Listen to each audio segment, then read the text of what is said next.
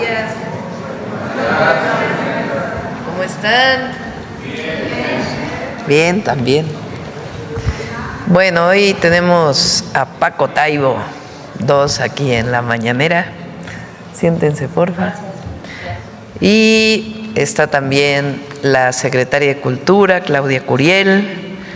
José Alfonso ahora se pasó de allá para acá, que nos está acompañando.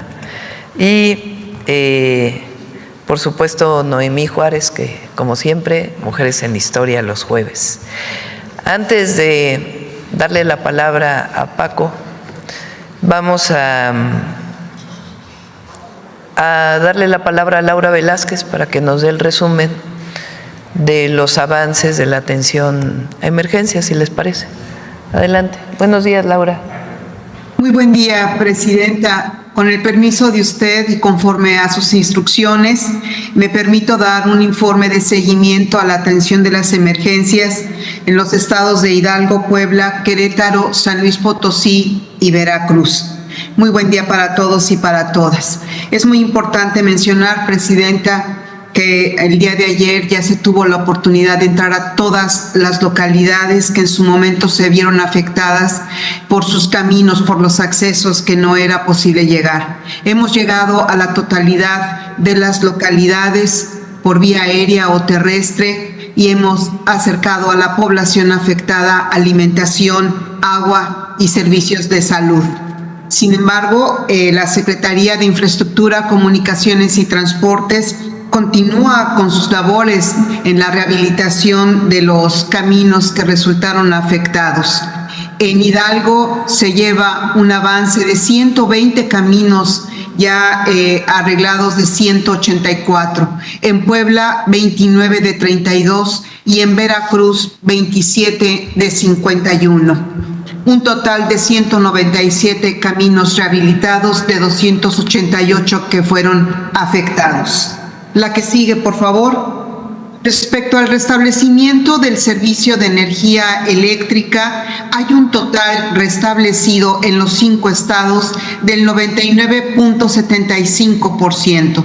Es cuestión de días el restablecimiento en Hidalgo, que tiene un avance del 99.14%, y en Veracruz del 99.93%. En Puebla, Querétaro y San Luis Potosí está restablecido el servicio en su totalidad. Respecto a la limpieza en las escuelas, Presidenta, también hay un avance. La que sigue, gracias. Se tiene un total de limpieza concluida en 1,161 escuelas de 1,380. El avance es importante. En Hidalgo son 218 de 226, en Puebla 482 de 494 afectadas, en Querétaro 84 de 121, en San Luis Potosí 80 de 105 y en Veracruz 297 de 434 escuelas afectadas. Respecto al censo que ha realizado la Secretaría de Bienestar, se concluyen los siguientes resultados, Presidenta. En el estado de Hidalgo, 28 municipios censados con un total de 12,634 viviendas. En Puebla, 41 municipios censados con 11,513 viviendas censadas. En Querétaro, 8 municipios censados, 2,465 viviendas censadas. En San Luis Potosí, 18 municipios censados con viviendas censadas de 9,985 y en Veracruz, 26 municipios censados con el número de 53,300 viviendas censadas. El día de ayer ya dio inicio la entrega de los apoyos de bienestar. En la que sigue, por favor, se ha entregado un total de más de 314,944 despensas en los 5 estados. En Hidalgo 56,049, en Puebla 79,068, En Querétaro, 12.700. En San Luis Potosí, 42.450. Y en Veracruz, 124.677. Cabe resaltar que seguirá la entrega de despensas y de agua y de comida caliente en lo que continúa la emergencia. En la que sigue, por favor, asimismo, con el reporte de la Secretaría de Salud, se han aplicado 252.111 vacunas. En Hidalgo, 46.242. En Puebla, 76.654. En Querétaro, 17.301. San Luis Potosí, 23.678. Y en Veracruz, 88.236. Para concluir, Presidenta, el informe es muy importante dar a conocer a la población y a los medios de comunicación que habemos aproximadamente 53.250 servidores públicos de los 3 órdenes de gobierno atendiendo esta emergencia en los 5 estados. Resalta evidentemente los servidores públicos de los gobiernos de los estados y municipios, de la Secretaría de la Defensa Nacional, de la Secretaría de Marina, Secretaría de Infraestructura, Comunicaciones y Transportes, Secretaría de Bienestar, del sector salud, de la Comisión Nacional del Agua y de la Comisión Federal de Electricidad, así como de la Coordinación Nacional de Protección Civil. Eso sería todo, Presidenta, quedo a sus órdenes. Muchas gracias, Laura.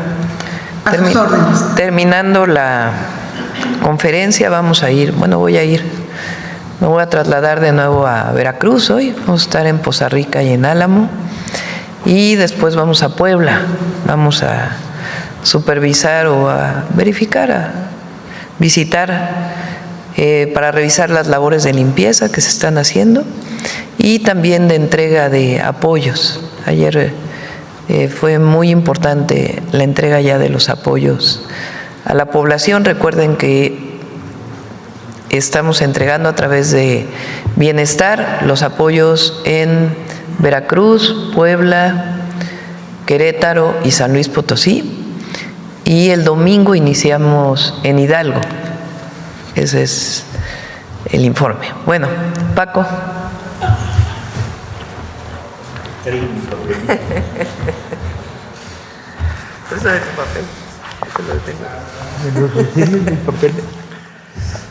Culminamos un proceso que se vino cocinando durante 2 años y medio para la operación más grande, yo diría a nivel universal, de fomento a la lectura que se ha hecho. Vamos a repartir 2,5 millones de libros regalados a adolescentes en toda América Latina. Para esto hubo que hacer una amplísima labor de cocina y de contactos y de relaciones y de acuerdos con gobiernos, con instituciones gubernamentales del segundo nivel, y nos fue permitiendo trazar un mapa de alianzas. Para que esto pueda producirse tuvimos que obtener un financiamiento múltiple, el cual central fue el que la presidenta organizó desde el apoyo del Instituto para Devolverle al Pueblo lo Robado, que era el primer impulso, pero país por país fueron aportando. El gobierno de Colombia aportó la producción editorial de millares de libros, de decenas de millares de libros. La Casa de las Américas, el fenómeno cubano en condiciones muy terribles, tuvieron que aportar lo que tenían, que era el trabajo de producción editorial. En Argentina teníamos un pacto y las elecciones que llevaron al poder a Milei lo destruyeron y tuvimos que rehacer el pacto, esta vez con el gobierno de la provincia más grande del país, que es la provincia de Buenos Aires, con sede en La Plata, y ahí cerramos el convenio. Tuvimos que hacer convenios con Monte Ávila en Venezuela para lograr la distribución, y poco a poco se logró el cuadro de cómo producir estos millones de libros. La idea era libros para adolescentes. Fijamos la edad de 15 a 30 años. lo cual... Adolescentes de 30, pensando que hay todavía adolescentes de 30, jóvenes y adolescentes de 15 a 30 años. Eso nos va a representar un problema de distribución que al final les contaré cómo vamos a resolver. Fijamos la colección en los marcos de la gran literatura latinoamericana de finales del siglo pasado, de segunda mitad y finales, porque la idea era el gran momento de la literatura latinoamericana. Los jóvenes hoy no la están leyendo y este vacío de lectura provocaba un vacío doloroso. Entonces, ¿por qué no están leyendo a García Márquez, a Onetti, a Sergio Ramírez? ¿Por qué? Y entonces hacia ellos va dirigida la colección.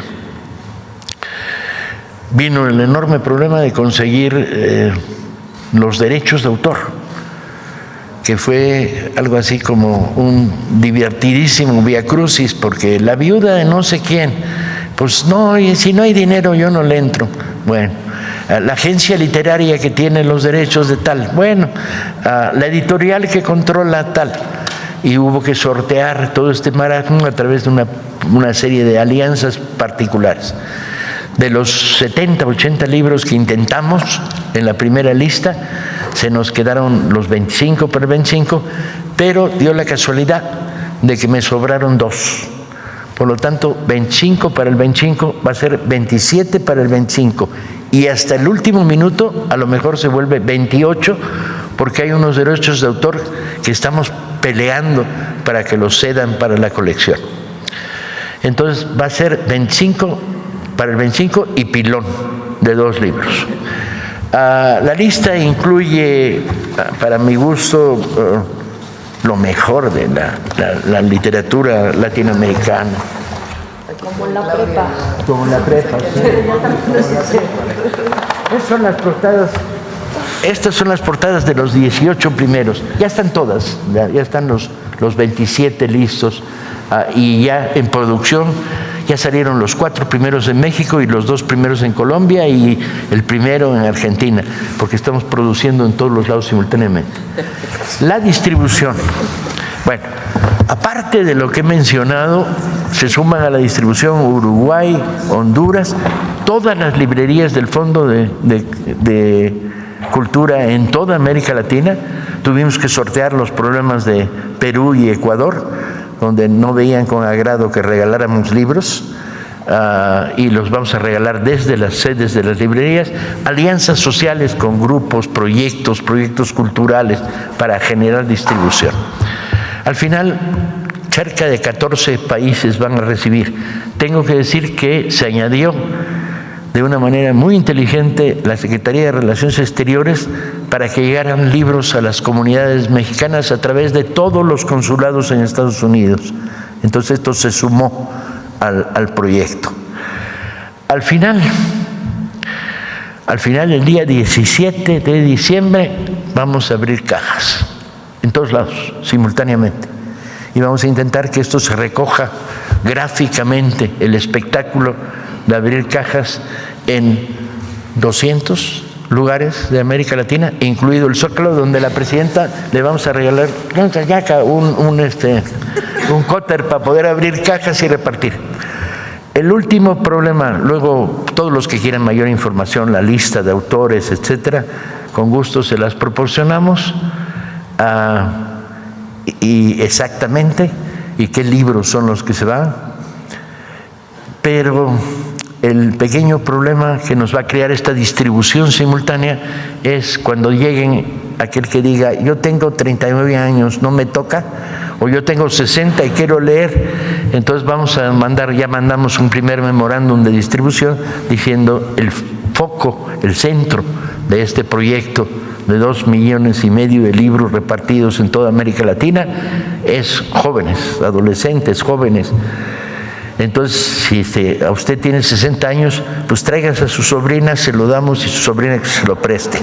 Entonces tendremos un memorándum, porque hay que ser amable con el que quiere leer, pero al mismo tiempo no podemos permitir que las reparticiones se inunden de niños y hay que explicarles, no son libros para niños. Eso lo haremos en diciembre también, en México.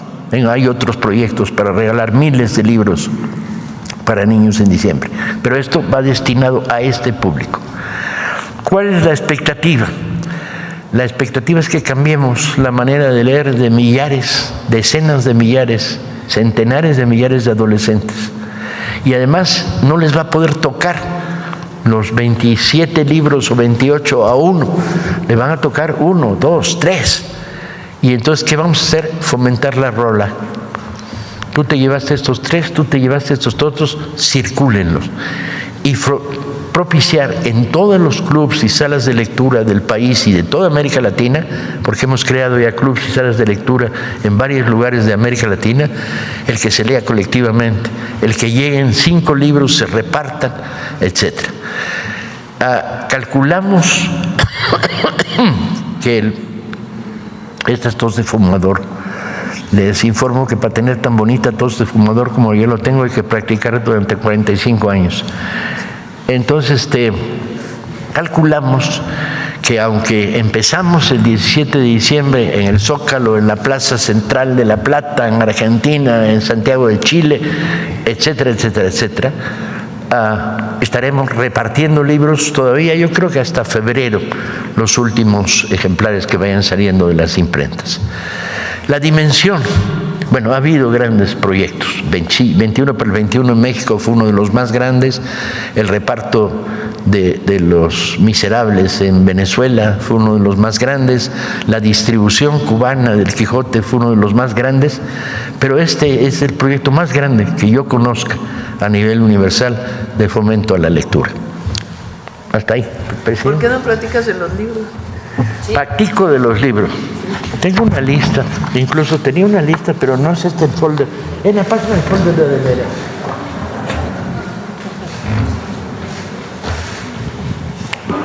Los libros. El folder de veras es ese. Es que este no es. Este es el mero. Y estos son los lentes de leer de cerca.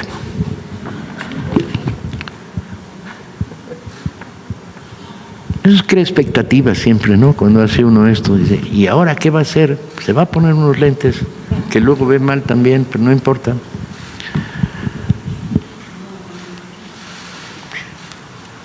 Vamos a tener un texto de García Márquez perdido, que casi nadie debe recordar o conocer, maravilloso, sobre cómo empezó la guerra de Angola, un texto periodístico.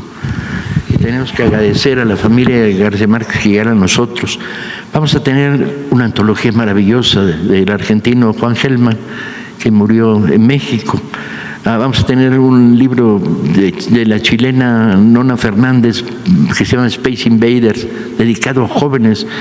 Vamos a tener a Manuel Rojas, El vaso de leche. Vamos a tener los poemas de Raúl Zurita, el gran poeta chileno. Vamos a tener la poesía de Piedad Bonet, la mejor poeta colombiana. Vamos a tener una antología de poemas buenísima de Roberto Fernández Retamar, cubano.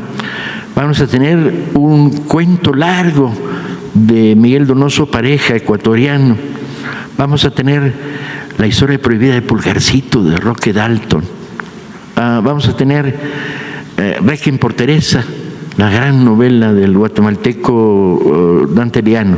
Vamos a tener Vientos de Primavera, con prólogo de Elena Poniatowska, la gran antología de la poeta guatemalteca que tanto tiempo vivió en México, Alaide Fopa. Vamos a tener un libro de Miguel Ángel Asturias, premio Nobel. Vamos a tener Guerra en el Paraíso, de Montemayor, que aunque fue muy conocido en México, no es conocido en el resto de América Latina. Vamos a tener Disparos en la Oscuridad, el libro sobre ideas sordaz de Fabricio Mejía Madrid. Vamos a tener los cuentos de Adela Fernández, los cuentos de Guadalupe Dueñas, mexicanas, y música concreta de Amparo Dávila. Vamos a tener El Zorro, un texto casi inédito de Sergio Ramírez. Vamos a tener Agua, de José María Arguedas. ¡Wow! vamos a tener Canto Villano de la poeta peruana Blanca Varela, vamos a tener un libro excepcional que es lo que Galeano, Eduardo Galeano, uruguayo, escribió sobre el Che. Vamos a tener los cuentos de Mario Benedetti, vamos a tener una antología buenísima del venezolano Luis Brito, vamos a tener cuentos de Onetti, un libro de Luis Andrés Caicedo, colombiano, y por último un libro excepcional que se llama Mañana es lejos, del argentino Eduardo Rosenbach, 27, aunque a lo mejor damos la sorpresa y va a ser 25 más 3 pilones. Eso lo sabremos en las próximas horas del último intento que estamos haciendo. Y la participación, bueno, ahí está todo. Digo, ahí debería estar todo. De los países que participan, tiene cada uno de ellos una situación particular. De acuerdo a lo que pusieron para el proyecto, es los números que les tocan para regalar en sus países. Está bien bonita, está bien. Todavía estoy impresionado de lo que nos salió.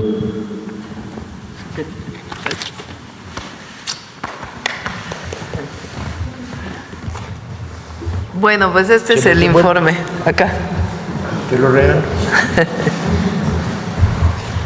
Bueno, esta es la información de el día de hoy. 2.5 millones de libros regalados en América Latina, en varios convenios que Paco desde el Fondo de Cultura Económica ha venido haciendo con gobiernos federales o gobiernos estatales o incluso municipales de distintos lugares de América Latina, y estamos pues muy contentos.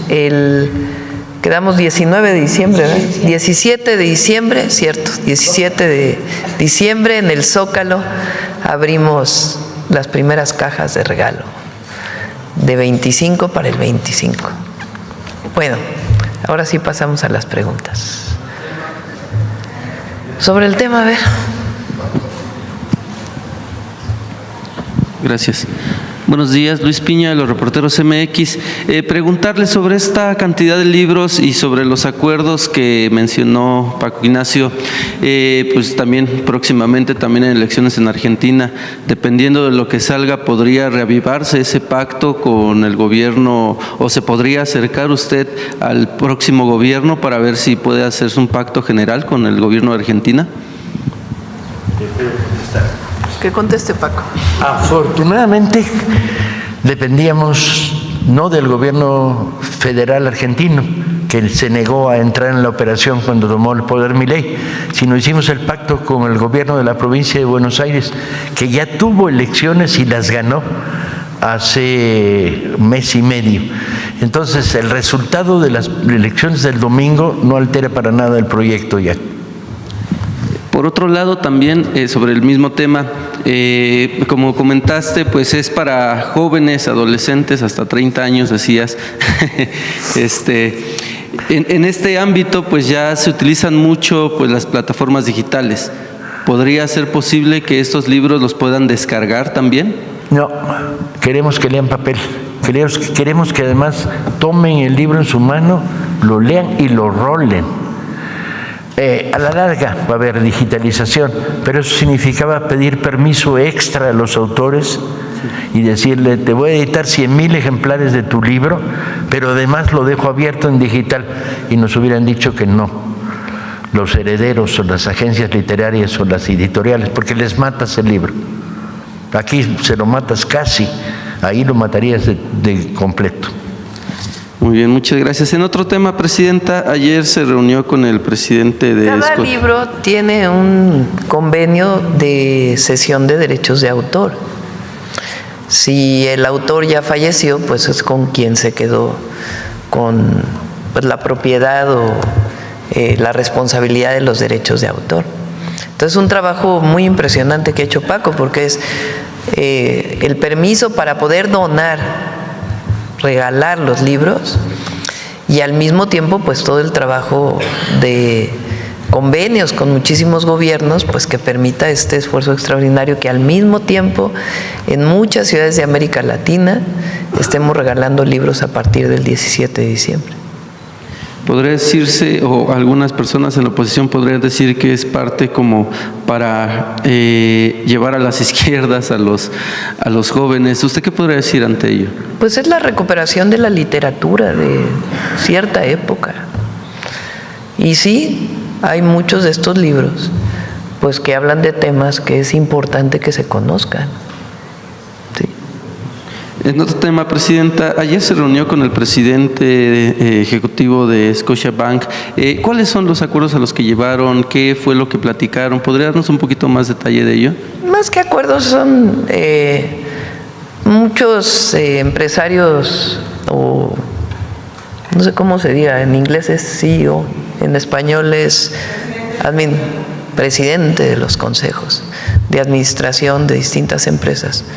Me piden reuniones, pues a veces no tenemos la oportunidad de recibirlos y a veces, como en este caso esta semana recibimos a varios, nos dimos la oportunidad y les interesa saber pues cuál es nuestra perspectiva en la relación del tratado comercial con Estados Unidos y Canadá, qué es el Plan México, cómo pueden ayudar a invertir en nuestro país. Entonces son en general muy buenas conversaciones y también recibimos de parte de ellos pues la visión no solamente de México sino del mundo entero. Entonces son buenas conversaciones y oportunidades que se abren para nuestro país. ¿Esto cómo impulsaría el Plan México? Bueno, en el caso de la banca comercial, pues Scotiabank es una banca canadiense, o principalmente de capital canadiense, y pues obviamente ellos les interesa financiar proyectos privados y públicos. Y nosotros les decimos pues cuáles son las condicionantes, o más que condicionantes, las reglas que muchos de ellos conocen. Pero sobre todo es un poco de la plática, de la perspectiva que tenemos para México. Y en general hay muy buena reconocimiento de lo que estamos haciendo en el país. Estamos, porque es colectivo, de lo que estamos haciendo en el país y de la visión hacia el futuro. Muchas gracias, Presidenta. Usted ha mencionado en varias ocasiones que no llegó sola a este cargo, que llegaron todas junto con usted, y en efecto sus políticas así lo han reflejado.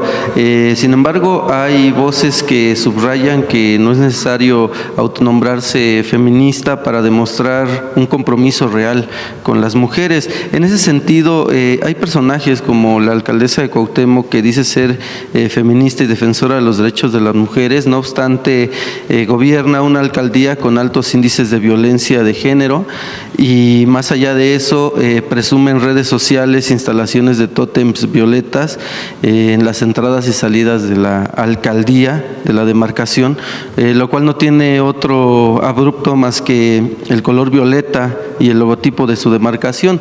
En contraste, por ejemplo, hay otras alcaldías como la Gustavo Madero, que también se han colocado tótems, otra alcaldía que también, como usted sabe, tiene altos índices de violencia, pero estos sí están equipados con botón de pánico y cámaras en donde se requiere la atención policíaca y se promete que llegarán en 3 minutos.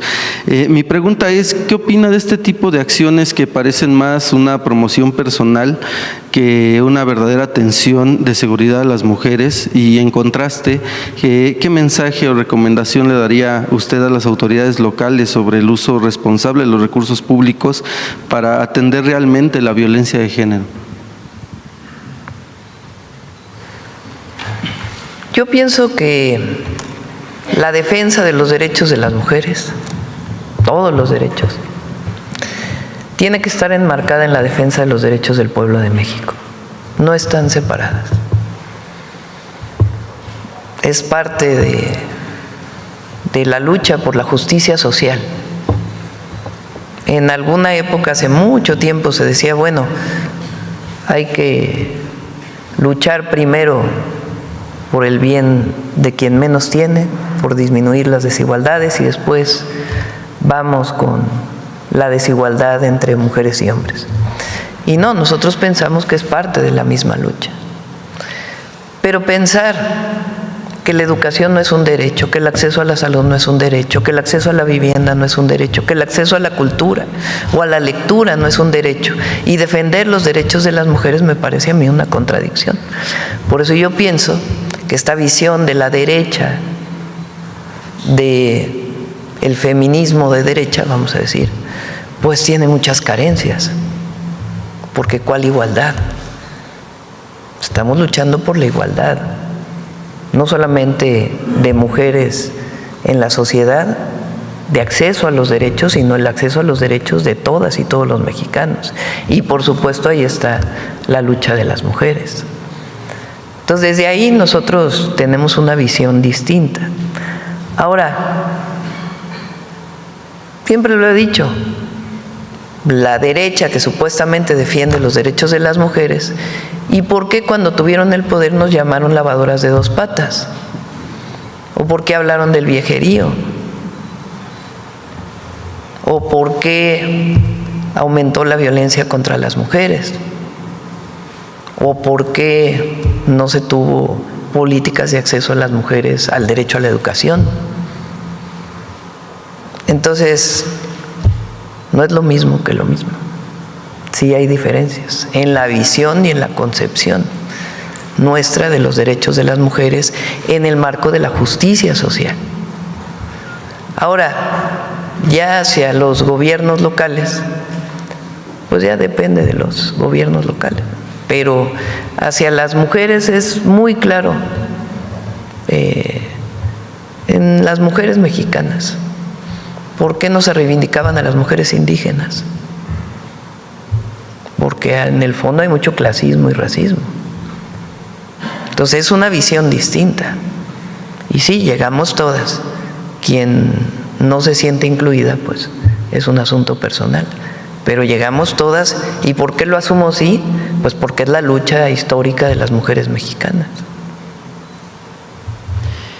Por último, y en temas culturales, pues usted ha utilizado la política cultural para reconstruir el tejido social. Un claro ejemplo, por ejemplo, en la música con México Canta, pues ha sido un éxito en ese sentido. Sin embargo, también cómo proteger los derechos de los músicos, puesto que actualmente con las plataformas digitales pues se encuentran muy desprotegidos. Por ejemplo, en sus ganancias, si 1 kilo de tortillas valiera 21 pesos con 89 centavos, una banda requeriría 391 reproducciones para poder comprar 1 solo kilo de tortillas. En ese sentido, pues tienen que irse a géneros pues más reproducidos en las plataformas, estilo pues los corridos tumbados, que a pesar de que han bajado, pues sigue teniendo gran popularidad. Mi pregunta es cómo impulsar pues esta protección hacia las músicas, los músicos, y qué políticas públicas podría hacer su gobierno pues para que permita pues no dejarlos en el abandono. Muchas gracias. Claudia. Tocaya. Muchas gracias. Pues justamente en el marco de México Canta, que se trabajó con toda la industria, los independientes, pues hemos estado trabajando mucho de manera simultánea justamente en el tema que estás tú tocando, que tiene que ver con la compensación de las escuchas en las plataformas, que es algo que nunca se ha pagado. Entonces nos hemos reunido, hemos tenido un diálogo abierto importante, hay muchos avances y la presidenta ha tenido todo el respaldo, y más adelante estaremos anunciando cuáles son esas medidas, y lo interesante es justamente que la industria está organizada y que estamos trabajando por los compositores, por justamente estos talentos que no tienen esa recaudación, y que en las plataformas se descarga mucha música que no se paga. Entonces ese tema es fundamental, y justamente en el marco de México Canta es uno de los trabajos que estamos haciendo. El concurso fue muy relevante, pero también es importante impulsar una política pública que los respalde, como lo que estamos haciendo de inteligencia artificial, de doblaje, que se tuvo conversación con el gremio, que estamos avanzando en un ajuste justamente en ese sentido, con consejería, como lo indicó la presidenta, y todo el tiempo estamos en mesas de trabajo abiertas, pues con los artistas, sobre todo en el reto que tiene que ver con la tecnología. Entonces más adelante lo estaremos comentando, por supuesto que hay una estrategia y todo el respaldo.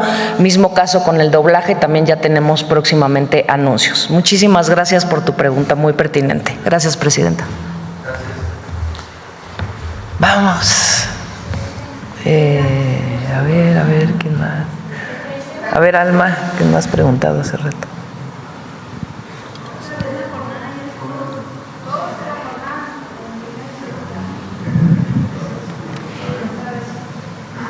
Presidenta, yo quisiera pedirle su opinión sobre este reportaje de Reuters en el que habla de cómo se ha venido dando lo del huachicol fiscal e inclusive que menciona a una empresa con sede en Houston que ha jugado un papel clave en operaciones para que la compañía Intanza con base en Monterrey, y que se cree fachada del cártel Jalisco Nueva Generación ingresara combustible de contrabando a México. Menciona este reportaje pues empleo de entidades fantasmas, documentación falsa, sobornos y toda una red de componendas en torno a este delito. ¿Me podría dar su opinión, por favor? Hay varias carpetas de investigación en la Fiscalía relacionadas con este tema. Algunas ya fueron presentadas al juez para obtener las órdenes de aprehensión, otras tendrá que informar la Fiscalía, pero sí hay empresarios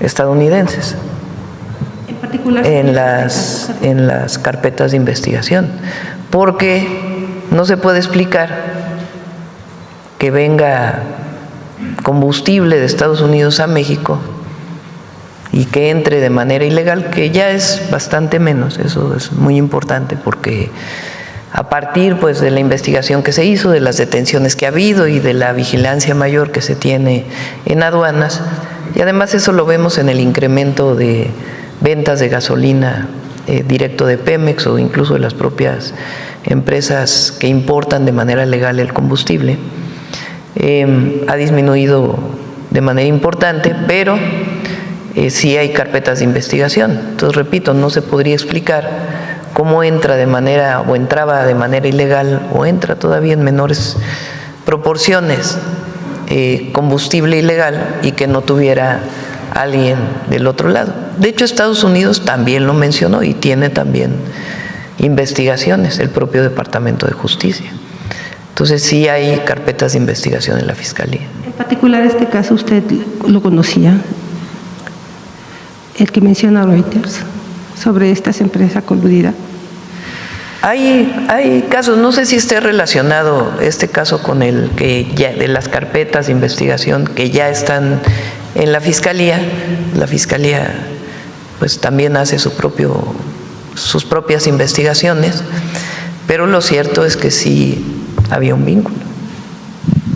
¿Usted, Presidenta, sabe cuántos o hasta dónde está llegando la investigación que está llevando a cabo el Ejército en este tipo de... Ya tiene que informarlo la Fiscalía.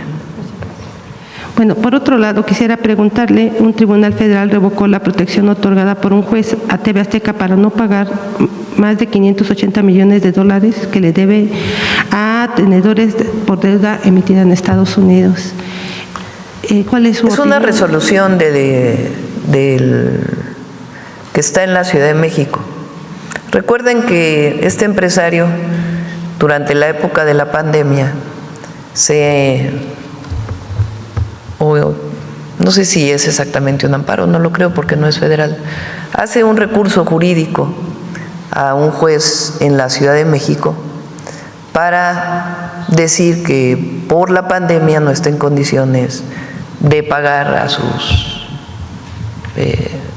sus deudas en Estados Unidos. En aquella época le dan razón, y empresarios estadounidenses abren un arbitraje en México de por qué qué opina el Estado mexicano referente a esto. El día de ayer, digamos que lo que hacen es decir, revisar nuevamente el caso y decir, pues no, ya no tiene razón, sí tiene que pagar, porque una cosa es la pandemia y otra cosa es ahora. En pocas palabras, Ese es el... seguro va a sacar al rato un tuit diciendo que no es cierto, pero ese es el informe que nos dieron de lo que está ocurriendo. Todavía tiene otros procedimientos también en los tribunales de la Ciudad de México. ¿Y cree que corran la misma suerte? ¿Perdón? ¿Cree que corran la misma suerte? Pues tienen que resolver en los siguientes días, semanas, sobre este tema. De resolver en sentido contrario, pues entonces ya no es válido, digamos, la controversia, el arbitraje que... ¿Por qué? Porque ya se resolvió de parte de estos juzgados. ¿Ya tiene fecha para la cita con los acreedores? Estamos esperando a que se resuelva este tema, a ver cómo resuelve el Tribunal de la Ciudad de México para tener esa reunión. Le pedí a la Procuradora Fiscal y al Secretario de Hacienda pues que sean ellos quienes atiendan a quienes nos pidieron esta reunión. Por mi parte, solo preguntarle su opinión también. Bueno, pues hay un nuevo frente en el Pacífico. Bombardea Estados Unidos a 2 supuestas narcolanchas. Finalmente es el Caribe, es Latinoamérica. ¿Usted qué opina de toda esta embestida? Si México tiene también que tomar alguna protección en particular. ¿Qué opina de todo esto, por favor? Bueno, pues obviamente nosotros no estamos de acuerdo. Hay pues leyes internacionales de cómo tiene que operarse frente a una presunto transporte de droga de manera ilegal o armas o en aguas internacionales. Y así lo hemos manifestado al gobierno de Estados Unidos y públicamente. Está bien calificativos como los que se han estado utilizando últimamente entre presidentes, el calificativo que usa el presidente Trump contra el presidente Petro. ¿Usted está de acuerdo en ese tipo de lenguajes? Pues cada quien tenemos nuestras formas de enfrentar, digamos, algún debate internacional, ¿no? O en la relación con Estados Unidos. Nosotros hemos elegido, en primer lugar, la defensa de nuestros mexicanos, de nuestros compatriotas en Estados Unidos, y hemos elegido, defendiendo nuestros principios, nuestra soberanía, un esquema de diálogo franco con el gobierno de los Estados Unidos, buscando un acuerdo. Esa es, digamos, la manera en que nosotros hemos trabajado, sin renunciar nunca a nuestros principios de soberanía, libre determinación y autodeterminación del pueblo de México. Incluso modificamos la Constitución para fortalecer el sentido de soberanía en el artículo 40 de la Constitución frente a cualquier intervencionismo o injerencismo. Pero bueno, pues cada presidente tiene su estilo, ¿verdad? Entonces nosotros hemos establecido ese mecanismo. Presidenta, perdóneme que añada una pregunta más. Últimamente el Congreso pues ha estado en mucha controversia, que si festejan bailes, que si un diputado se va a jugar pádel y así está votando, en fin. Usted ha hablado en otras ocasiones, en otros momentos en cuanto a la oposición, pues que hay que tener sensibilidad. ¿Lo mismo haría en este caso para la Cámara de Diputados? ¿Qué es exactamente? Es que no. Pues que en este momento de la emergencia y que estamos viendo que en el Congreso, pues, por ejemplo, hay diputados que están jugando mejor, como el diputado Cuauhtémoc Blanco, que se va a jugar pádel y que a través de videocámara, y también pues en la Cámara de Diputados que están haciendo bailes. Lo dije el otro día, que los diputados pongan sus reglas. El otro día me preguntaron si estaba de acuerdo con que siguieran reuniéndose a distancia. Pues que lo defina la Cámara de Diputados, ¿no? ¿Cuál es su manera de trabajar? Gracias. Vamos a ver, la compañera, y luego vamos para acá.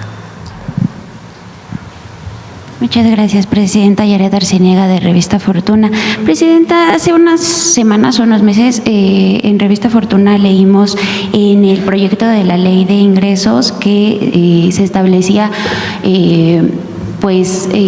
algunas, si había donaciones por parte del sector editorial, se habría de reducir algunos pagos de impuestos. No sé si esto se salvó en la ley de ingresos, y preguntarle a Paco Ignacio cuáles fueron las características también para seleccionar estos libros que se van a regalar, y por qué no se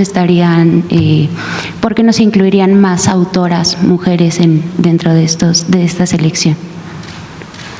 Paco, el tema, ¿te acuerdas que el que te pregunté ayer de lo de la destrucción de libros y luego por qué no hay más mujeres autoras? Porque la generación del boom, que fue la que elegimos, era una generación muy mayoritariamente masculina. Entonces, ahí hubo que cortar. De todas maneras, el número de autoras es grande que participan, porque tuvimos que ampliar un poquito. Eran autores de la época del boom literario, los años 60 del siglo pasado, y lo alargamos hasta los 70. Pero los criterios para elegir el libro, los criterios es: hicimos una primera lista de 70 y tantos autores, consensuada entre todos los equipos del Fondo de Cultura en México y en toda América Latina, todas las filiales. Les dijimos: ¿qué libro quisieras leer si fueras un joven de 15 o 30, entre 15 y 30? ¿Qué libro quisieras leer de autor latinoamericano? Y nos dio una lista de 70 libros. A partir de ahí empezamos la gestión de los derechos. Cada libro fue una batalla diferente. En algunos lugares fue muy sencillo, el autor dijo sí, desde luego, en la casi mayoría de los casos, nuestros socios en la operación o nosotros dimos un pequeño adelanto al autor, pero como no hay regalías, porque el libro se regala, no es un pago único y muy pequeño, que era simbólico sobre todo. Básicamente los autores o los herederos o las agencias o las editoriales que aceptaron participar fue por un problema de prestigio, de estar en la colección, y los que no aceptaron participar fue por un problema económico, diciendo: si ustedes hacen una edición de 100,000 ejemplares, me matan el libro a mi editorial. Y dijimos: no, eso no es así, y esta no es la experiencia. Ya lo hicimos en 25 libros que sacamos en 21 para el 21. No solo no los matamos, sino que adquirieron más vida si masificas. Por ejemplo de rebote, tú pones La muerte tiene permiso de Valadez en la colección de 21, lo leen 90,000 personas, pero el arco de lectura creció por la recomendación, y el libro en la edición comercial no solo se siguió vendiendo, sino que se vendieron más después de 21 para 21. Pero bueno, ahí hay algunas editoriales que tienen oídos sordos y billetera contenta, con las que no pudimos pactar. Eso nos fue reduciendo la lista a realidad, hasta que nos encontramos con estos 27 o 28 acuerdos finales. Lo de la destrucción del libro. A ver, tenemos un problema muy serio. Yo creo que después de muchos años de estar planteando el problema de que hay que impedir que se destruyan libros, había que explicarse una y otra vez, a ver si entendían por qué.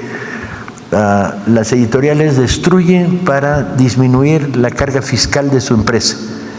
Entonces dice: yo tengo 12 millones de libros que no vendo, los destruyo, reduzco en 12 millones de pesos el valor de lo que tengo en mi bodega. Si en lugar de destruir regalas, puedes obtener lo mismo. Bueno, hacia ahí se está procesando, solo que hay un problema, y era lo que ayer conversábamos, y tenemos que reunirnos esa semana para fijarlo, que es: ¿qué vas a donar de lo que no vas a destruir? El riesgo es que te donaran literatura chatarra, ¿sí? Libros de falsa información médica, por ejemplo, ¿sí? Cómo curar el cáncer masticando piedritas 3 veces por semana, etcétera, etcétera. O cómo ligarse a la secretaria de tu jefe sin tener problemas fundamentales en la vida.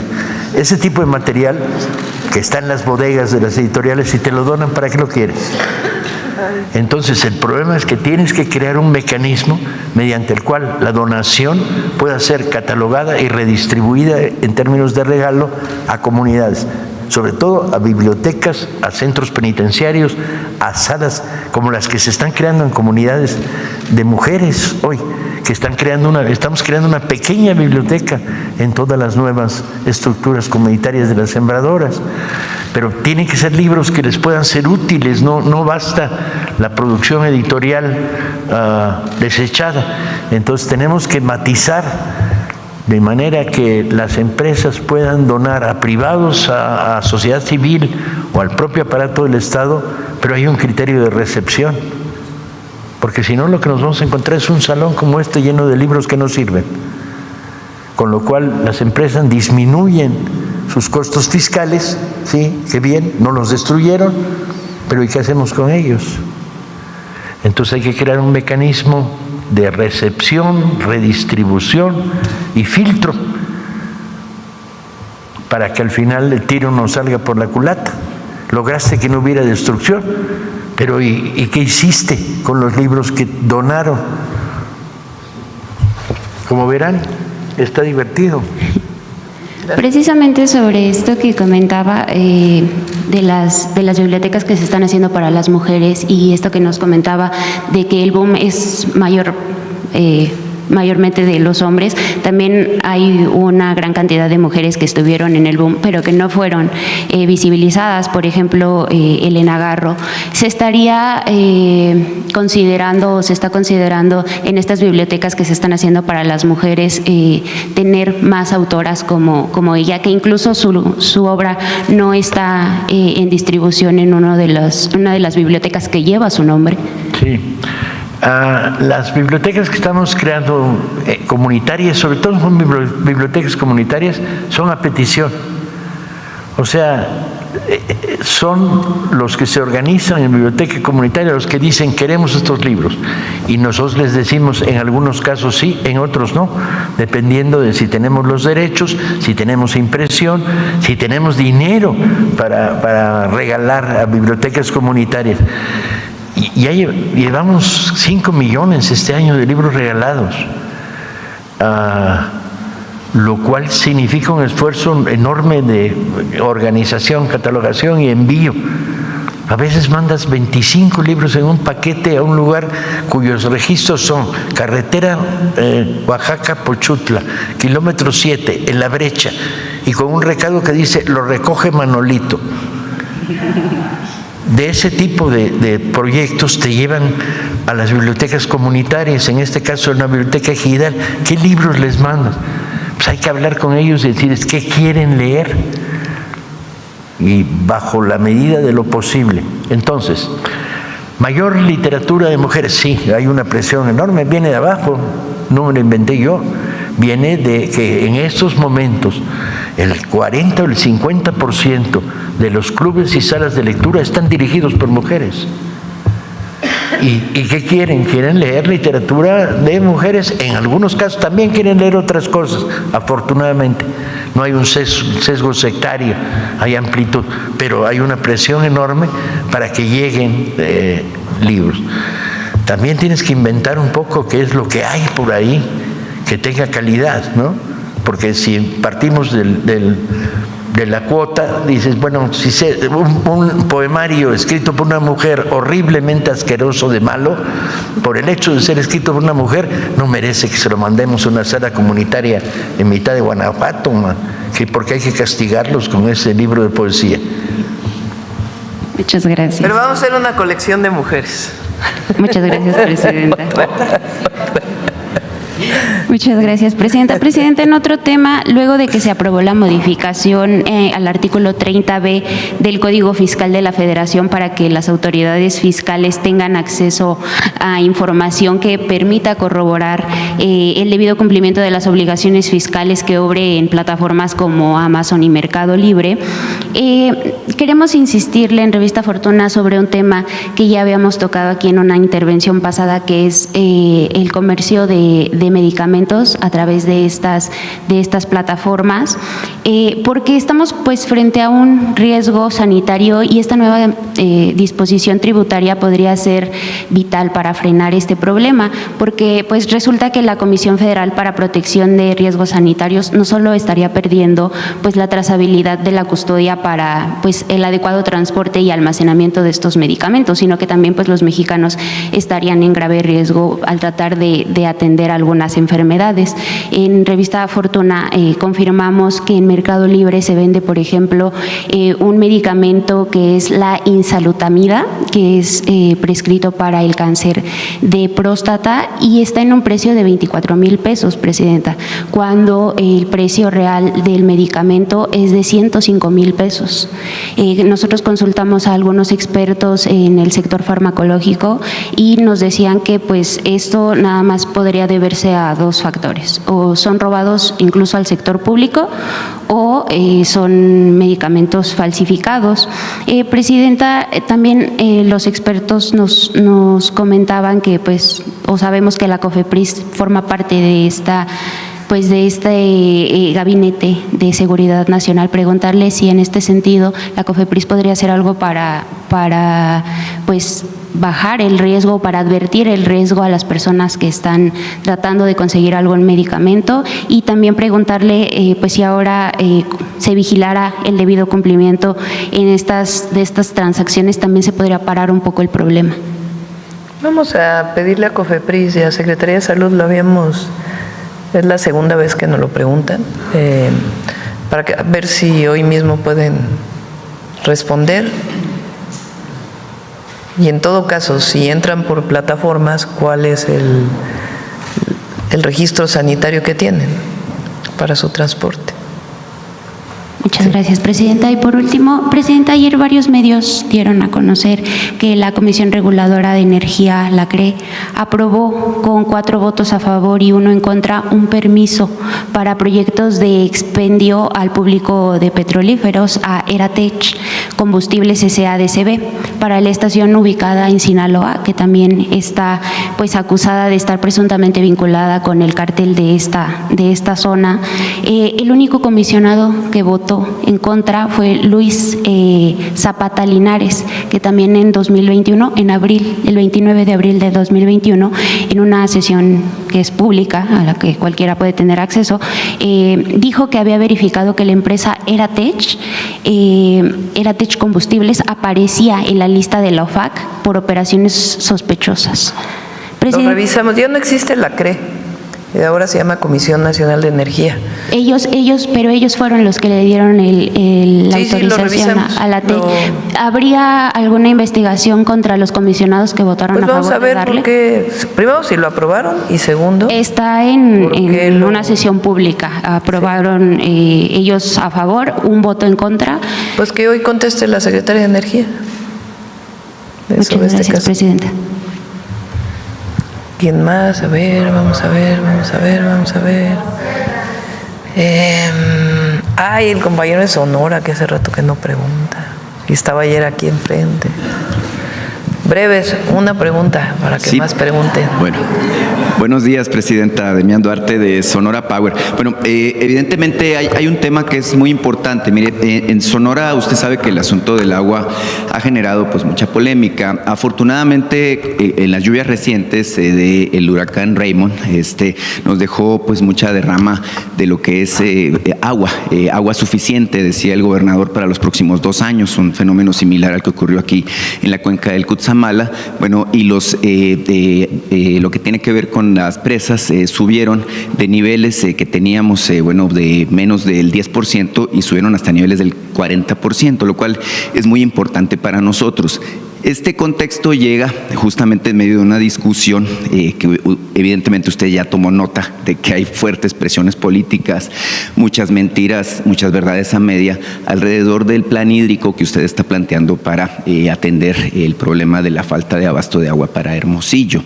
En este caso hay muchas presiones políticas, muchos intereses que se han estado involucrando en este asunto, en donde usted ha anunciado que se van a invertir 7,500 millones de pesos en este proyecto. un asunto muy importante, un asunto muy relevante para nuestra ciudad y para la región de la cuenca del río Sonora. En este contexto también está el tema de la falta de remediación en que ha incurrido Grupo México, que usted sabe es responsable de la contaminación de esa cuenca. En ese sentido, yo le quiero preguntar, Presidenta, pedirle que por favor nos ofrezca más detalles de lo que usted está planteando, lo que usted está promoviendo para este proyecto hídrico de gran envergadura que se plantea, porque hay mucha confusión. Y cuando hay confusión, lamentablemente, pues las mentiras ocupan los espacios que tienen que ser de debate público, y esto pues ha generado justamente situaciones como las que ya se vieron aquí en la mañanera, de que hay quien dice que usted quiere imponer un proyecto, que es puro cuento lo de la consulta pública y demás. Entonces sería importante que nos dieran muchos más detalles. No sé si pueda convocar a Efraín Morales para que ofrezca los detalles técnicos al respecto y los alcances que tiene este asunto en particular. En Sonora hay dos proyectos. Uno es la tecnificación del riego, principalmente en el sur de Sonora, y el otro proyecto que es una posibilidad es las presas para suministrar agua a Hermosillo. Ha habido en efecto personas que se oponen a la construcción de las presas, que fue lo que planteamos desde Conagua, junto con el gobernador, pues que se explicara el proyecto y que se hiciera una consulta pública. Y que de ahí pues se definiera si sí se hace o no se hace. No hay muchas alternativas para llevar agua a Hermosillo. Hermosillo ha crecido y tiene un problema de desabasto de agua dulce, de agua potable. Entonces uno de los proyectos es la presa. Evidentemente el proyecto se haría pues haciendo todos los estudios de impacto ambiental y todo lo que eso significaría. Pero dado que ha habido personas que no están de acuerdo, pues planteamos que se hiciera una consulta. Los detalles de la consulta pues ya le pedimos a Efraín junto con el gobierno del estado que se puedan exponer y cuándo se haría y cómo se haría para que toda la gente lo conozca. Previo a ello pues tiene que haber un proceso de información importante de por qué se está planteando este proyecto. Entonces esos son los dos proyectos. Por otro lado, y producto de la contaminación que hizo Grupo México en el río Sonora hace algunos años, que derivó en un acuerdo con el entonces gobierno de, no sé si fue con Calderón o Peña Nieto, creo que fue con Peña. Se hizo un fideicomiso, y a ver si la sobrerepresentación de Sonora me recuerda el año. Se hizo un convenio y se hizo un fideicomiso donde Grupo México tenía que depositar recursos para la limpieza del río y para muchas otras cosas a las que se habían comprometido, entre ellas la construcción de un hospital, un sistema de monitoreo permanente de la calidad del agua del río, el saneamiento de suelo que pudiera haber sido contaminado, además pues de algunas medidas de mitigación adicionales. Antes de que se fuera Peña Nieto, ya en el 2018 cerraron este fideicomiso, incluso devolvieron recursos. Desde entonces pues hay una lucha muy importante de las comunidades de Sonora, pues defendiendo que se pague por los daños que se hicieron y al mismo tiempo pues que se cumpla con aquellos compromisos. Para ello hay una mesa de trabajo en donde está la Secretaría de Gobernación junto con otras áreas del Gobierno de México, en donde está Semarnat, está también Secretaría del Trabajo, Secretaría de Economía y del Gobierno de Sonora, del gobernador de Sonora, para ver con Grupo México pues que se cumplan estas cuestiones que dejaron pendientes y poderle cumplir a la población. Se sigue en esta mesa de trabajo. Todavía no hay un acuerdo que se pueda mostrar a la población. No es nada cerrado, no es nada oscuro, sino sencillamente que cumplan con lo que se comprometieron. El hospital, el laboratorio, las pruebas permanentes que tienen que hacerse a la población, en fin, varios temas que están planteados ahí. Lo que nosotros decimos pues es que se cumpla con cada una de los planteamientos que se hicieron en su momento solicitados por la población. y va bien la mesa de trabajo. Y ya que tengamos un acuerdo, pues la idea es presentárselo a la población y decir, pues van a invertir la empresa tantos cientos de millones de pesos para poder resarcir aquel daño y al mismo tiempo cumplir con el compromiso que hicieron. Son esos 3 temas relacionados con el agua. Además, están los planes de justicia y particularmente el plan de justicia con el pueblo yaqui.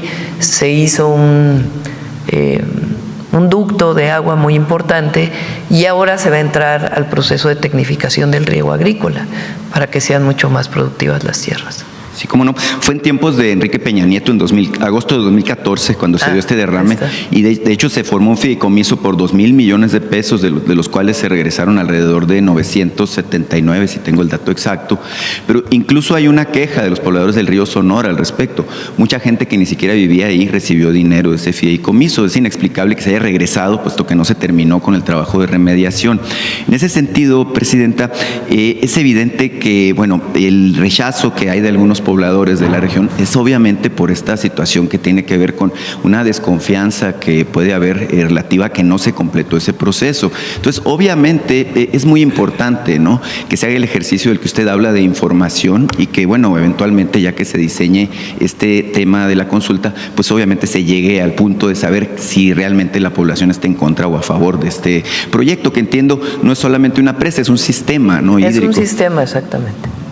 Tiene que ver también con el uso eficiente del agua en Hermosillo. Bueno, muchas gracias. Bueno, atendiendo a su petición de una sola pregunta, nada más le quiero hacer un apunte muy rápido.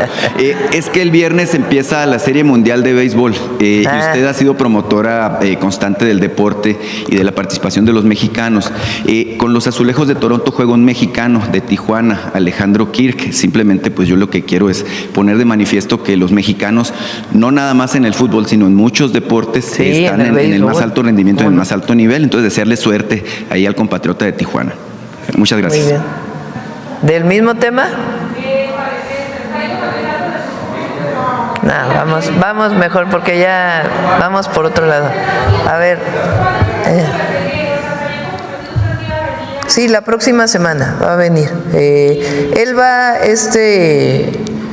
la próxima semana, por eso estamos esperando, la próxima semana va a Estados Unidos a reunirse con la secretaria de Agricultura del gobierno de los Estados Unidos. Esperamos que pueda regresar con un acuerdo ya de la apertura de la frontera. Entonces, a partir de ahí, pues ya vendría a informar. Entonces, por eso esperamos un poquito. ¿Y del Grupo México, Presidenta, por qué se ha tardado tanto esta negociación para... Bueno, pues porque nosotros les estamos exigiendo que cumplan con muchas de las cosas que se comprometieron. En el gobierno del presidente López Obrador hubo una demanda. Sí. Entonces, es mucho tiempo desde... Pues sí, pero lo que estamos buscando pues es que cumplan. Entonces nosotros, por eso es el tiempo de... la idea es que ellos inviertan lo que tienen que invertir con lo que se comprometieron.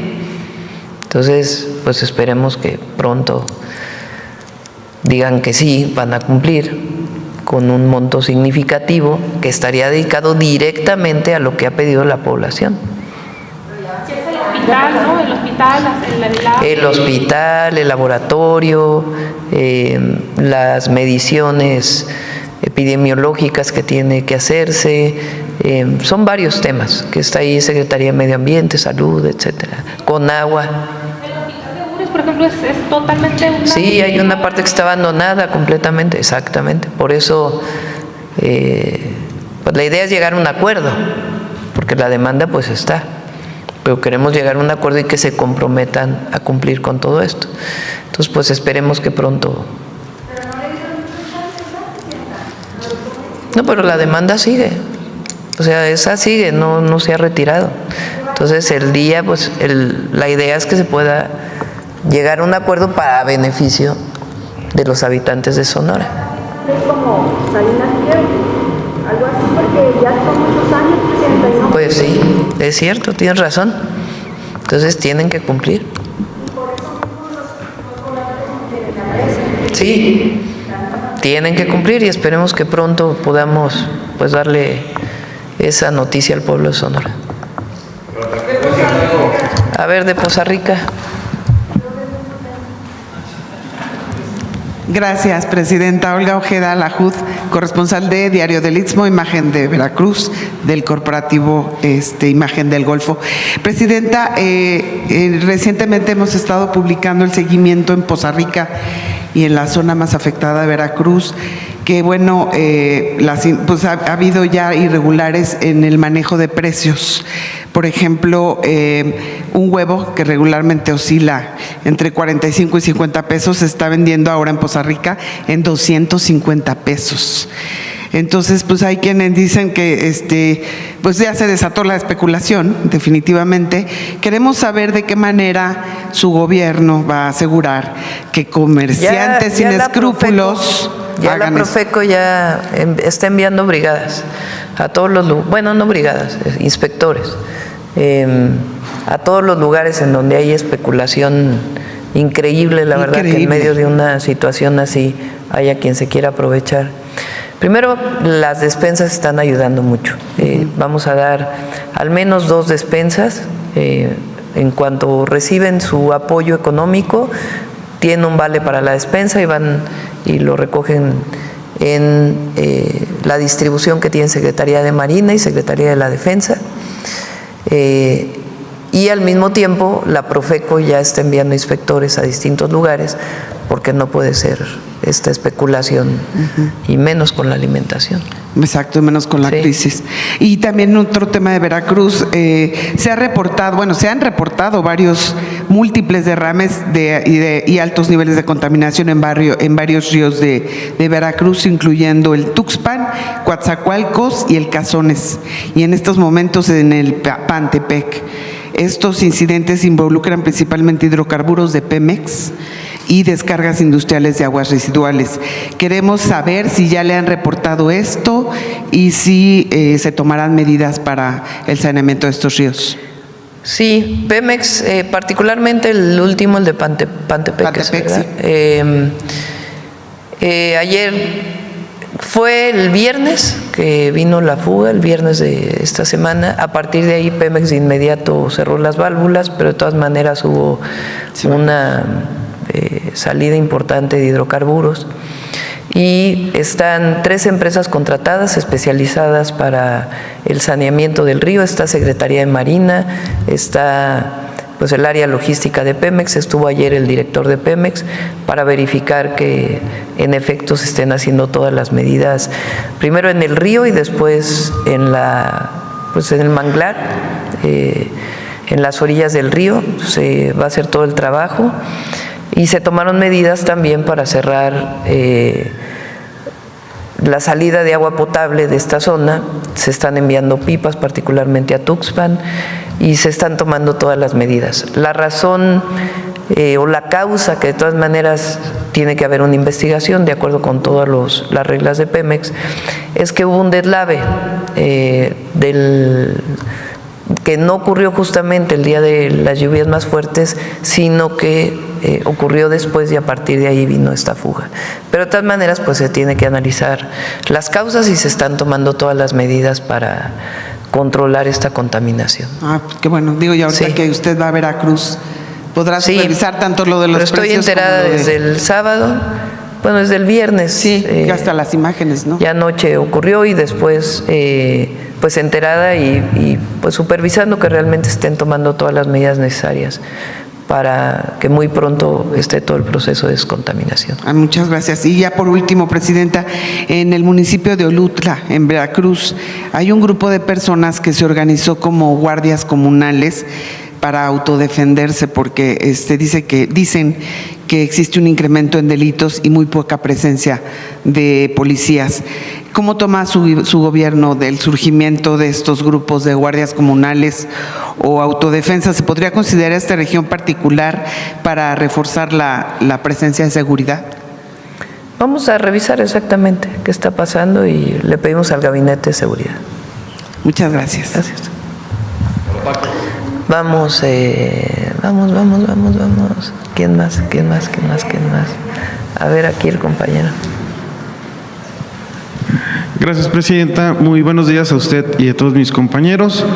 La primera, Presidenta, tiene que ver con lo que se presentó ahorita por parte de Paco Ignacio. habló algo muy importante, pero no me presenté. Juan Fierro, del periódico tiempo.com.mx y puentelibre.mx de Ciudad Juárez. Le comentaba que nos planteaba, en este caso Paco Ignacio, acerca del esfuerzo que se está haciendo para que los jóvenes tomen un libro. Sin embargo, también una de las cosas que se está utilizando mucho por parte de los jóvenes y que influye mucho en este problema es el uso de las pantallas, los celulares, las tablets. Ya se han hecho por parte de algunos países e incluso en algunos estados esfuerzos para prohibir el uso de esta tecnología en las escuelas. Aquí mi pregunta, Presidenta, es si usted coincide o si ya ve necesario el prohibir las tablets o celulares en las escuelas, precisamente para evitar pues alguna distracción diferente a estudiar, pues. Más que distracción, hay un problema asociado a las redes sociales y al lo que le llaman scrolling, no sé cómo se dice en español, el que esté uno pasando todo el tiempo, que salió en TikTok primero y luego en otras redes sociales, que uno ve 3 segundos y después le sube a la pantalla digitalmente y viene otra imagen y otra imagen y otra imagen y otra imagen. Y hay muchos estudios del impacto que esto puede tener, sobre todo en los niños, o las niñas y los niños, y en los adolescentes, por un lado. Por otro lado, todo el tema de la búsqueda del me gusta, la necesidad de aprobación a través de las redes sociales, en competencia con otros usuarios, más muchas otras cosas que tienen que ver con patrones de belleza, con patrones que se han impuesto a lo largo de los años. Entonces tenemos un grupo de trabajo donde está Secretaría de Educación, Jóvenes, está la Secretaría de Ciencia, porque incluso relacionado con lo que ocurrió en el CCH Sur, pues tiene que ver con muchos fenómenos que se están dando. No es masivo, es particularmente en las ciudades más grandes, pero sí tenemos un grupo de trabajo para ver pues qué medidas pueden ayudar a evitar. Y una de ellas puede ser limitar el uso de los celulares en las escuelas, que se está revisando, pero otra pues tiene que ver con otras promociones, que es justamente de lo que se trata el 25 para el 25 o de México Canta, que lo que hacen pues es promover la lectura. Paco tiene, ¿cuántos dijiste ayer? 48,000 clubes. Ajá. 24,000 clubes de lectura. Yo dije que necesitamos tener muchos más y lo estamos trabajando con Secretaría de Cultura, de acercar nuevamente a la lectura y no a la ansiedad que provoca estar cambiando cada segundo una imagen en la red social, y tener la paciencia y el encantamiento que te provoca leer. Entonces, mucho tiene que ver con la promoción de la lectura, una visión distinta de promoción, no solamente de prohibición. Pero sí es un tema relevante que necesitamos trabajar.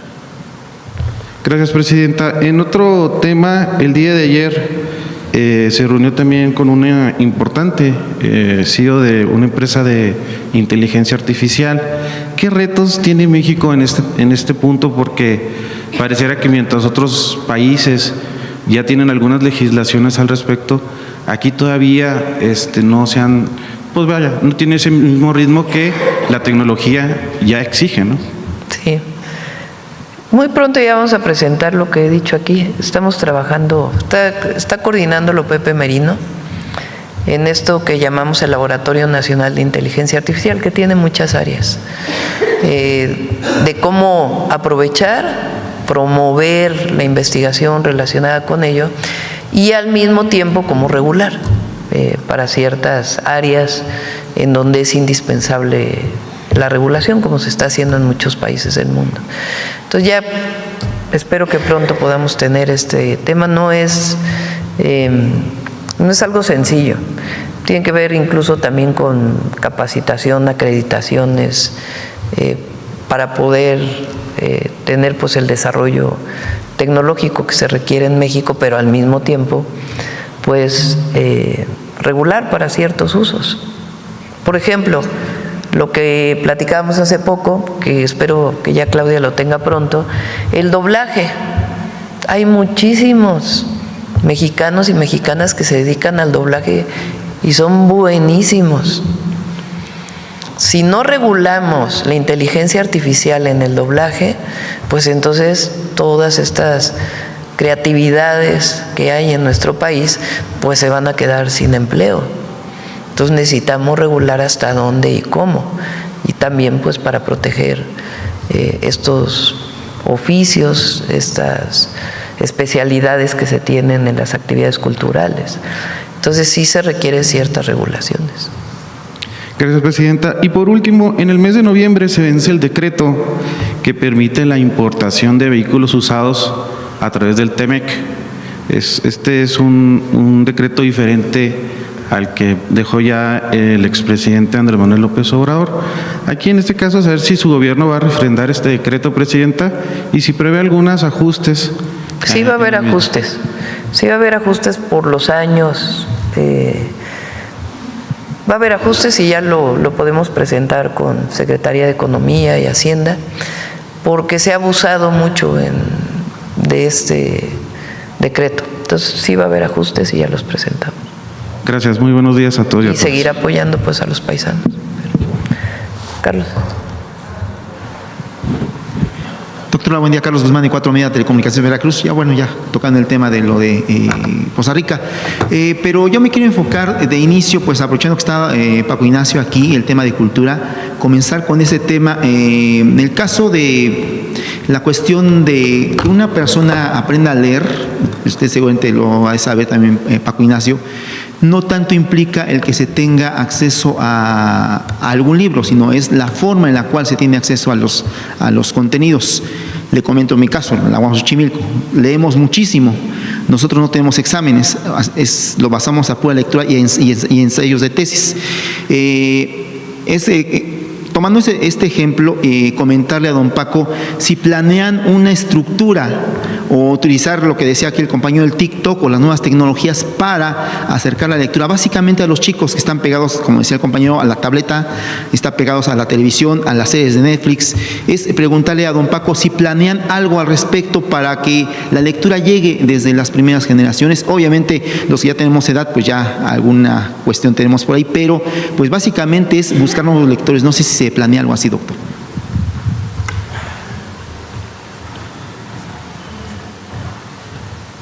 Tengo que confesar que yo hago TikToks habitualmente y que uno de los grandes elementos que estamos generando no es la batalla contra el celular, sino la batalla contra la frivolidad en el celular, y usar que a través del celular llegue un cuento, llegue la poesía, o sea, tratar de utilizar los desarrollos tecnológicos y el área de diversión de un adolescente, convertirlos en áreas creativas. Donde más hemos tenido éxito es entre los niños. Hay cientos y miles de clubes de lectura dedicados a infancia, porque la reacción es casi inmediata. Y estamos trabajando en lógicas de colaboración con enseñanza básica, con el INEA, porque el problema es donde encontramos núcleos alfabetizados, el problema es que leen después de haber sido alfabetizados. Y entonces hay que tratar de encontrar materiales. Pero hacia la infancia el fenómeno es enorme. Y estamos usando todos los elementos habituales de la parafernalia que un adolescente usa en su tiempo libre para divertirse. ¿Qué tanto?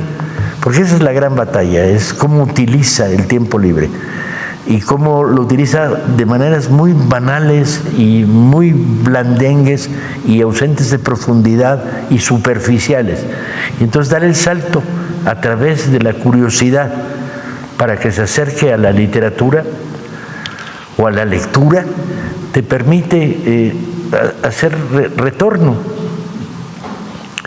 El gran problema de si están dándole un celular durante 20 minutos, si son capaces de identificar un poema de Garcilaso y jalárselo.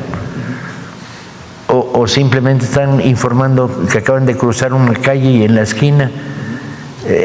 La batalla contra la banalidad en el consumo del tiempo libre del adolescente.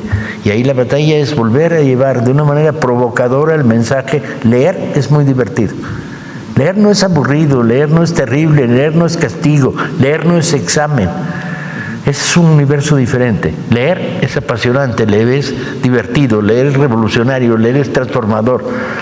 Y ese mensaje tienes que llevarlo de maneras muy provocadoras, que es lo que estamos haciendo en todo el contacto que tenemos prácticamente todos los días con comunidades de jóvenes en escuelas. ¿Funciona? Sí, a veces. A veces ganas batallas.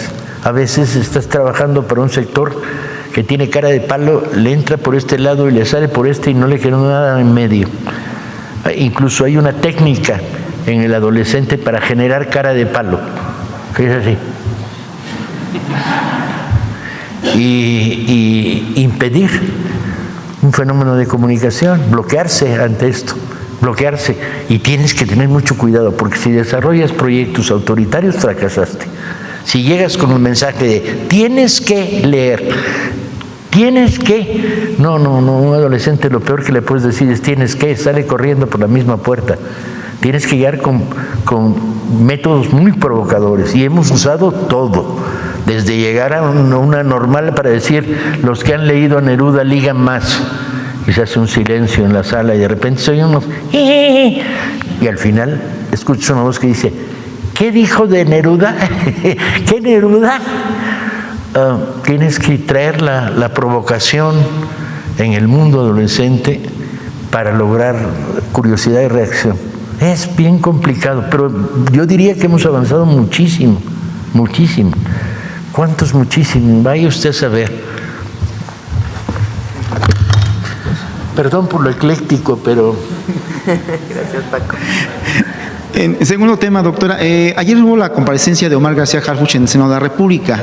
Tocó varios temas, entre ellos lo del tema que mencionaba usted de la FGR, que está en la investigación del tema del huachicol fiscal en ambos lados de la frontera, pero algo que nos llamó particularmente la atención fue la respuesta que le dio a lo que es la oposición respecto a la estrategia de seguridad. Él mencionaba de que es, si no mal recuerdo, medible y plausible los resultados de la estrategia de seguridad. En este contexto me gustaría consultarle, doctora, ¿en qué puntos se podría reforzar lo que es la estrategia de seguridad de cara a lo que es el segundo año de su administración, doctora? Pues la estrategia está funcionando. La estrategia está dando resultados. Y el objetivo pues es seguir con los 4 ejes. Atención a las causas, ahí les comenté, lo vamos a informar ya pronto. Vamos a hacer más actividades para los jóvenes en algunos municipios en particular. Centros, les llamamos centros comunitarios de alto rendimiento, México Imparable, en reconocimiento al México Imparable que fue presentado aquí por Lorena y Estrella. Vamos a recuperar una buena parte de las bibliotecas, pilares de los que hicimos en la ciudad, recuperarlos para distintos lugares de la República, y también el trabajo de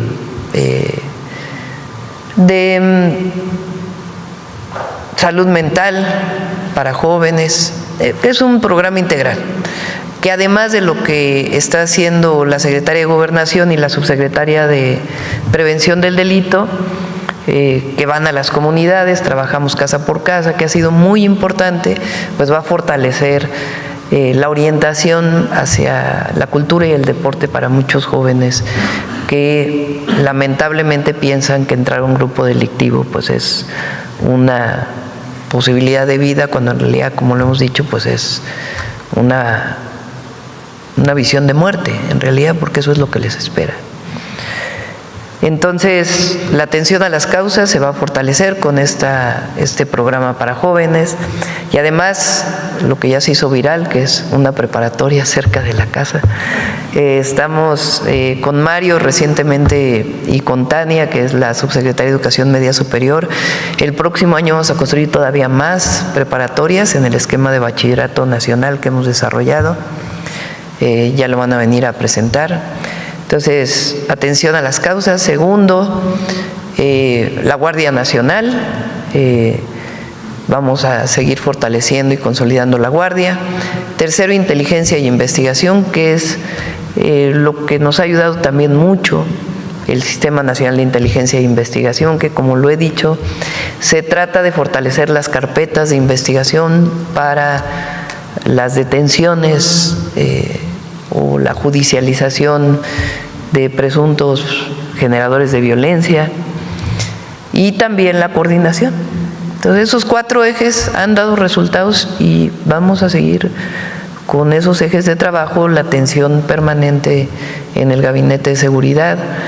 A partir de noviembre vamos a ir a hacer los gabinetes de seguridad fuera de la ciudad, también a distintas entidades de la República. Entonces está dando resultados y cuando dice Omar que es medible, bueno, los homicidios dolosos han bajado en 30% en un año y siguen disminuyendo. Nosotros que vemos todos los días los homicidios, después se hace un cierre en el mes por si hubo algún reporte que no fue, o algún homicidio que no fue reportado por alguna fiscalía, se cierra en el mes, pero yo estoy segura que octubre todavía va a ser menor el número de homicidios.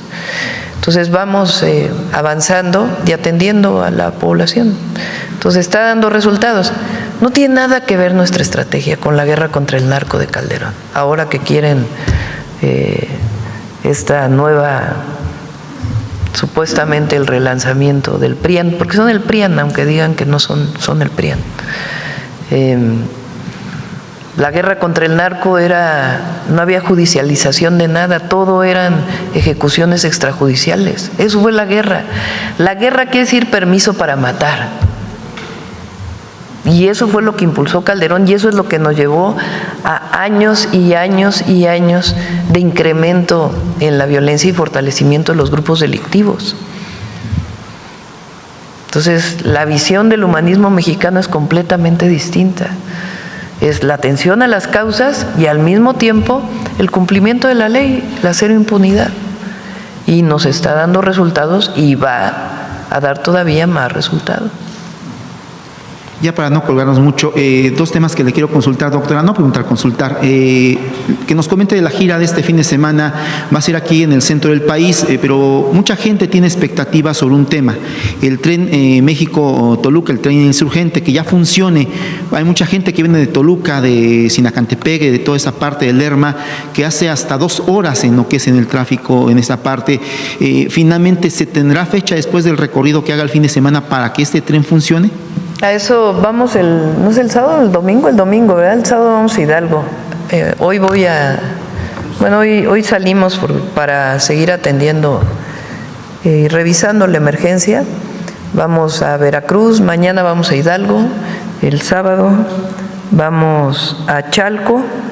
Vamos a tener una reunión en el Estado de México del programa de la Zona Oriente y vamos a inaugurar en Chalco la nueva sede de la Universidad Nacional Rosario Castellanos.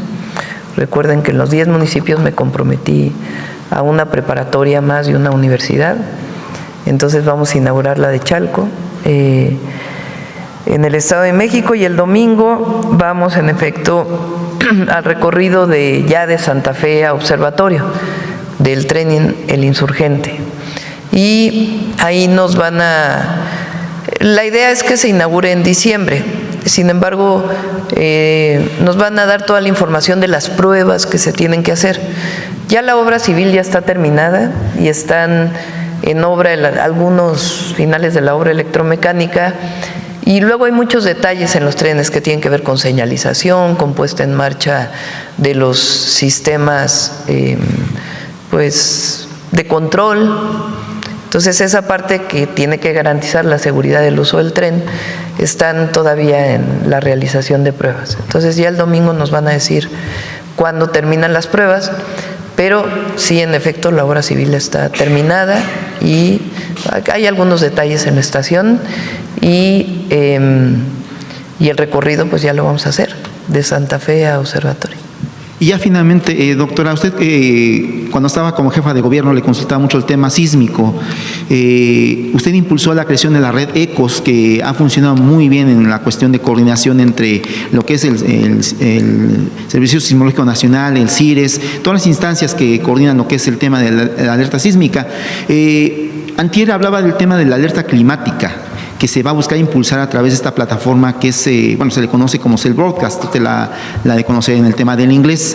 Esta comenzó, si no mal recuerdo, en Israel con el tema de la cuestión de las guerras, pero se convirtió ahora a lo que es la alerta sísmica en México con el ingeniero Juan Manuel Espinosa del CIRES, que ellos la perfeccionaron, ahora pues obviamente la alerta climática, pero platicaba usted de esta alerta que podía ser a fines de año, que ya se tenían celulares y la gente que la creó, entre ellos la gente de Pepe Merino, nos comentaba de que se tienen polígonos, que básicamente se podría comprender en polígonos, haga de cuenta, si va a haber una afectación, lluvia importante en la Ciudad de México, en Iztapalapa, se alerta lo que es a los celulares que están ubicados en esa zona de Iztapalapa específicamente y al resto se le excluye por obvias razones. Es que nos hable un poco de esto, si es que le han comentado el desarrollo, cómo serían los polígonos que se van a trabajar y también a partir de, sería de diciembre, se pondrían en prueba, como se hizo alerta sísmica en 3 etapas, con la famosa alerta presidencial, que así se llama, no es que usted la... Que sí, usted, ya le van a cambiar el nombre. Que usted hable o que diga se va a llamar así. No, es un protocolo internacional. Que nos hable un poco de eso, doctora, porque es muy importante este tema para evitar cosas como lo que pasó obviamente en Veracruz, en esa zona de la Huasteca. La alerta por lluvias o por ciclones o por fenómenos meteorológicos tiene muchos retos. El reto tecnológico de avisarte en el celular, una vez que ya se hizo lo del sismo, no es tan complejo. Se podría hacer muy pronto, incluso en noviembre podría empezar a funcionar. Sin embargo, nosotros ya conocemos, pues la meteorología no es una ciencia exacta, son pronósticos, es la probabilidad de lluvia. Entonces es muy importante que el protocolo de qué mensaje mandas y cómo lo mandas esté establecido. Y también cómo mejorar los pronósticos. Entonces el martes tenemos una reunión con un grupo de científicos que nos van a ayudar a eso, porque tú puedes lanzar una alerta de que pues tú tomas medidas en tu vida cotidiana, si te dicen va a llover muy fuerte mañana, se esperan tantos milímetros, y luego no ocurre. Entonces, ¿cómo mandas esta información? La probabilidad de que ocurra una lluvia, es decir, el protocolo de lo que dices, cómo lo dices y la probabilidad que tenga de que ocurra, pues también tiene que ver con el mensaje que estás enviando, ¿verdad? En el caso de sismo, pues se envía una vez que ocurrió el sismo, como son las alertas sísmicas que hay en la Ciudad de México. Entonces, ese protocolo de qué va a decir el mensaje y cómo enviarlo, pues también es muy importante, no solamente el envío del mensaje. Entonces, eso es lo que está trabajando Conagua, el meteorológico, Rosaura Ruiz está en eso, para poder, y Pepe Merino, para poder establecerlo. Nuestra idea es que esto pueda estar a finales de este año, para que ya puedan empezarse a hacer algunas pruebas. Y en efecto, si así como está establecido por el meteorológico en qué polígono hay la probabilidad de lluvia, pues ahí se estaría informando. ¿Por qué es fácil hacerlo? Pues por las antenas de los teléfonos, que está establecido en ciertos lugares. Entonces, sí lo vamos a hacer, pero queremos hacerlo bien. Entonces, por eso se está trabajando. Hay un grupo de trabajo para eso. Bueno, ya cerramos. Hoy viene Mujeres en la Historia. Mujeres en la Historia, vamos. Aquí voy. Permiso, Presidenta.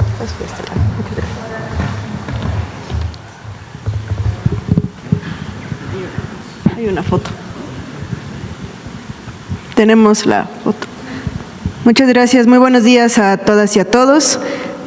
Aquí se encuentra una de las mujeres que ya hemos abordado en una sección anterior, entonces seguramente la pueden reconocer, y es la primera arqueóloga mexicana, también maderista, zacatecana, muy influenciada también en la historia.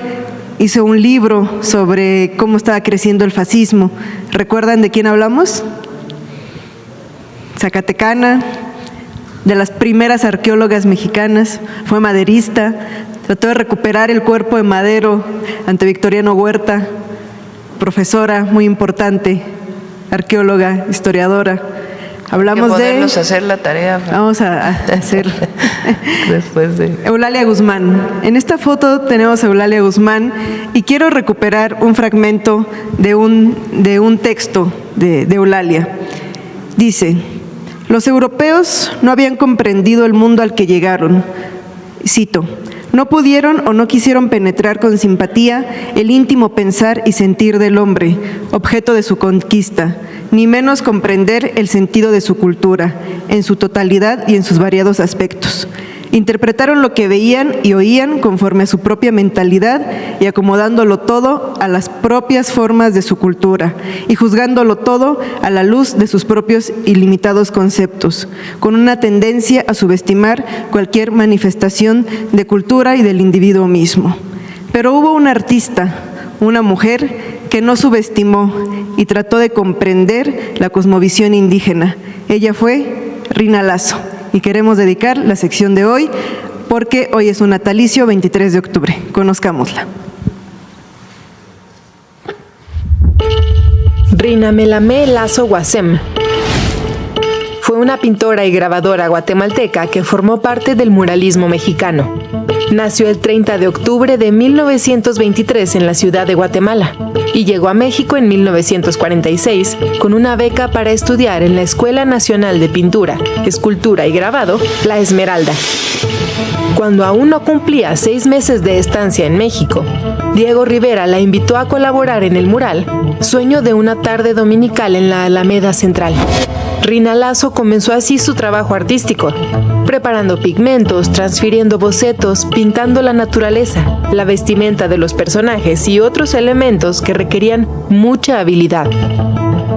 Rina Lazo se adentró en la historia del pueblo mexicano porque consideró que hay que penetrar en la cultura de un país para pintarlo, para sentirlo, para expresar lo que uno quiere de ese país. A su llegada a México, Rina Lazo conoció también a Arturo García Bustos, alumno de Frida Kahlo. Pronto iniciaron una relación que duraría más de medio siglo, compartiendo anhelos artísticos y políticos. En 1949, Rina pintó Los Cuatro Elementos, su primer mural individual. Ese año, decidió incorporarse al Partido Comunista Mexicano, en el cual militaban otros artistas que, como ella, pensaban que el arte debía tener un contenido social y crítico. Por encargo del Partido Comunista Mexicano, Rina elaboró murales en Temixco, Morelos, y en Atencingo, Puebla. En este último, retrató los abusos sobre campesinos y obreros locales por parte del empresario norteamericano William Oscar Jenkins, quien envió soldados para frenar la conclusión del mural. A principios de la década de los 50, volvió a participar con Rivera en el mural El agua, origen de la vida sobre la tierra, en los mosaicos del Estadio Olímpico Universitario de la UNAM y en el mural del Hospital La Raza, en donde pintó las hierbas medicinales prehispánicas, de acuerdo con el manuscrito de Martín de la Cruz de 1552. En 1953, Rina regresó a Guatemala con su esposo Arturo García Bustos, quien había sido contratado para dar clases de grabado. Al año siguiente, Rina pintó el mural al fresco Tierra Fértil, demostrando la influencia que el muralismo mexicano había tenido en ella. Durante su estadía en Guatemala, Rina frecuentó grupos de escritores, artistas y periodistas comunistas. Ahí conoció a Ernesto Guevara y Nicolás Guillén. Además, apoyó a la izquierda guatemalteca. Sin embargo, en 1954, Guatemala sufrió un golpe de estado auspiciado por la CIA, tras lo que Rina regresó a México. ayudó a Rivera a pintar el mural de denuncia, La Gloriosa Victoria, en donde fungió como modelo y como asesora sobre la intervención en Guatemala. En 1963, cuando inició la construcción del Museo Nacional de Antropología, Rina concursó y obtuvo el proyecto de replicar las pinturas de Bonampak. Trabajó en la zona arqueológica de la Selva Maya durante 3 meses, calcando minuciosamente 170 metros cuadrados de pinturas murales. Ahí descubrió también los minerales y plantas que daban los colores originales de la pintura. En 1996, gracias a su conocimiento y sensibilidad hacia la cultura maya, fue invitada por el mismo museo para pintar el mural Venerable Abuelo Maíz, en el que, inspirada en el libro sagrado del pueblo maya Popol Vuh, representó la creación del mundo, pero también elementos sobresalientes de los mayas, como su conocimiento astronómico. Su último mural, Xibalbá, el inframundo de los mayas, fue el primer mural de una mujer en el Palacio de Bellas Artes. Lo concluyó tras casi una década de trabajo y a tan solo unos pocos meses de que falleciera, con 96 años, el 1 de noviembre de 2019. Rina Lazo se consideraba una artista mesoamericana. El ir y venir entre México y Guatemala a lo largo de su vida la ayudó a construir una identidad de raíces comunes, profundamente arraigada en la cultura maya. Fue, sin duda, una artista que conectó el pasado y el presente de un pueblo que ha trascendido naciones.